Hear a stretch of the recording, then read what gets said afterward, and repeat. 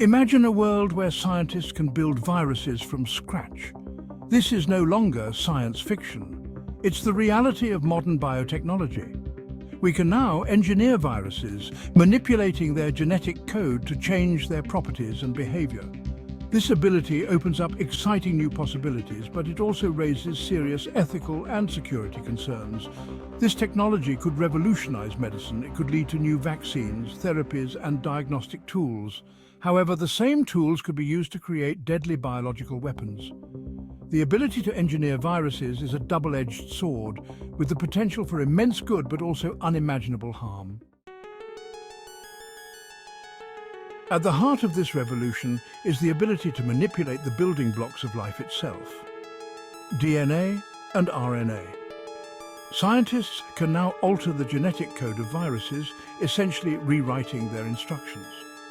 This allows them to change how viruses interact with their hosts, how contagious they are, and even what diseases they cause. One groundbreaking tool is CRISPR-Cas9. This technology allows for the precise editing of genetic sequences. It's like having a pair of molecular scissors that can cut and paste DNA with incredible accuracy. With CRISPR, scientists can disable specific genes, insert new ones, or even rewrite entire sections of a virus's genetic code.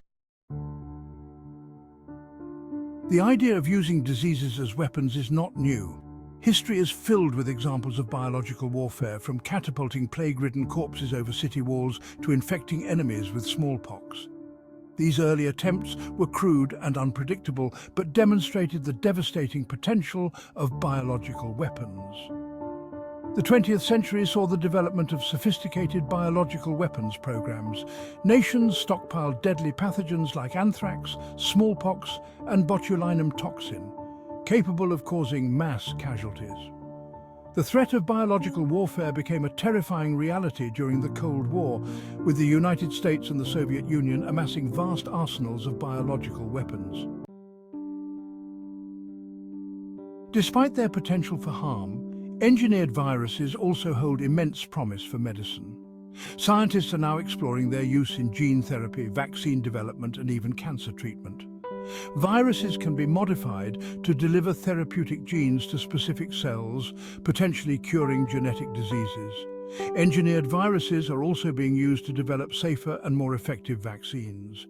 By removing the harmful parts of a virus while retaining its ability to trigger an immune response, scientists can create vaccines that are highly effective without the risk of causing illness. This technology has already led to the development of vaccines for diseases like Ebola and Zika. Section 5. The spread of diseases. How viruses move through populations. Viruses are masters of transmission, exploiting a variety of strategies to spread from one host to another. Some viruses, like the flu, spread through droplets released when an infected person coughs or sneezes. Others, like HIV, are transmitted through bodily fluids. Understanding how viruses spread is crucial for controlling outbreaks.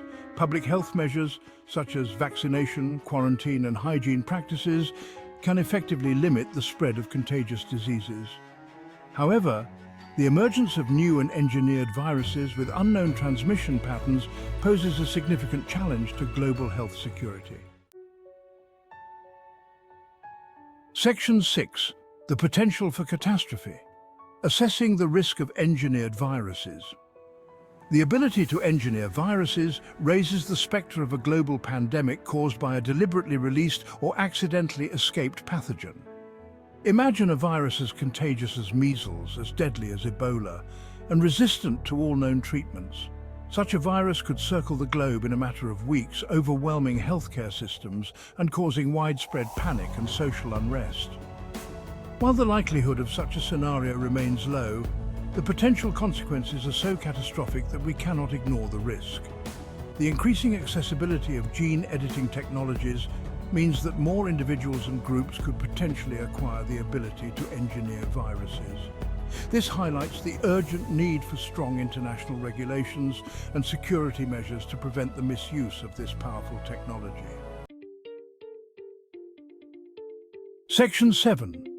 Preventing a global pandemic, safeguards and response mechanisms.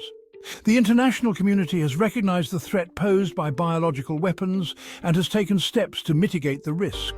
The Biological Weapons Convention, a treaty signed by over 180 countries, prohibits the development, production and stockpiling of biological weapons. However, the treaty lacks strong verification mechanisms, making it difficult to ensure compliance.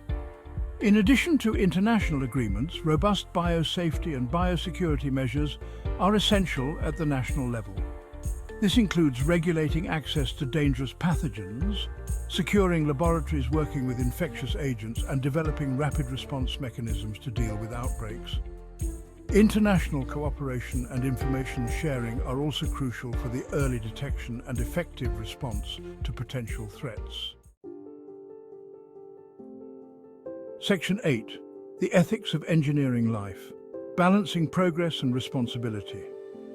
The ability to engineer viruses raises profound ethical questions about our relationship with the natural world. Do we have the right to manipulate the building blocks of life? What are the ethical limits of scientific inquiry? These are questions with no easy answers.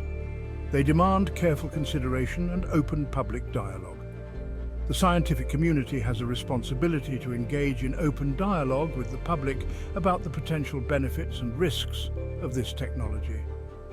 We must establish clear ethical guidelines for research and development, ensuring that the pursuit of scientific knowledge does not come at the expense of human safety and well-being. Section 9. The Future of Warfare. Engineered viruses on the battlefield? The potential use of engineered viruses in warfare is a sobering thought. Imagine a virus that targets specific ethnic groups, disables enemy soldiers without causing casualties, or destroys crops, leading to widespread famine. These scenarios may seem like science fiction, but the technology to make them a reality is rapidly advancing. The use of biological weapons is a violation of international law and a crime against humanity. We must work together to prevent the militarization of this technology and ensure that it is used only for peaceful purposes. The future of warfare must not be defined by the unleashing of invisible and indiscriminate biological weapons. Section 10. Conclusion. Our collective responsibility. The ability to engineer viruses is a double-edged sword. It offers tremendous potential for good, but it also poses unprecedented risks. We are at a crossroads, and the choices we make today will determine the course of our future. It is our collective responsibility to ensure that this powerful technology is used wisely, ethically, and for the benefit of all humankind. The future is not predetermined. It is shaped by our actions and decisions. By embracing a spirit of cooperation, transparency, and ethical responsibility, we can harness the power of biotechnology to create a healthier, safer, and more just world for all.